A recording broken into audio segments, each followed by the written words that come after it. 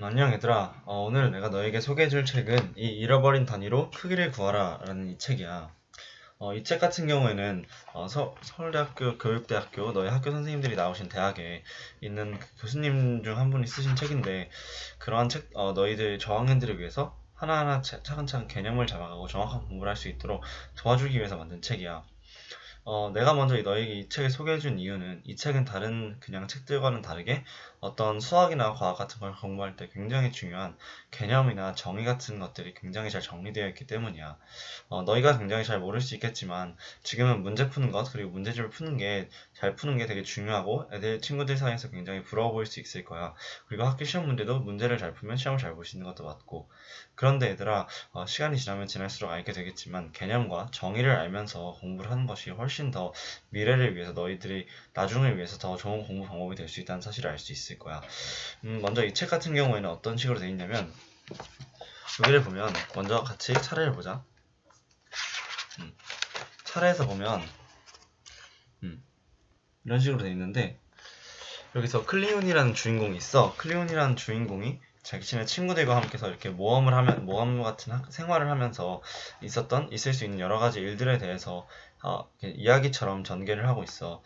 그런데 이 이야기 중간중간에 클리온이 뭐 사라져서 클리온을 구해라라는 미션 같은 걸 받아서 친구들이 함께 그 미션 헤쳐나가기도 하고, 또한 클리온과 함께 여러 가지 경험을 하면서 내기 같은 걸 하고, 또 경주 같은 걸 하면서 많은 과학 개념들이 차례대로 쉽게 배워갈 수 있는 그러한 이야기로 구성이 되어 있어.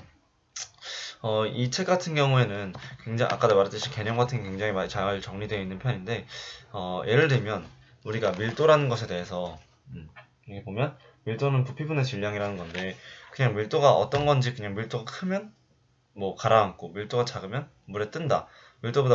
물의 밀도보다 물체의 밀도가 크면 가라앉고, 그리고 작으면 더 물에 뜬다. 이런 성질만을 우리는 그냥 학교 생활에서 배울 수 있어. 그런데 이런 성질이 중요한 것이 아니라, 실제로 더 중요한 것은 밀도가 왜 그런 성질을 갖게 된 것인지 하는 그런 이야기야.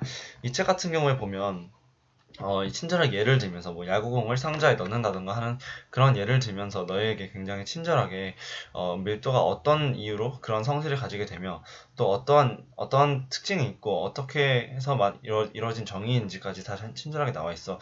밀도뿐만 아니라 이 책 제목은 앞에 나와 있지만, 길이, 무게, 질량, 중력, 뭐 이런 단위 같은 것도 굉장히 조금씩 어려워지면서 많은 걸 이야기해주고 있어.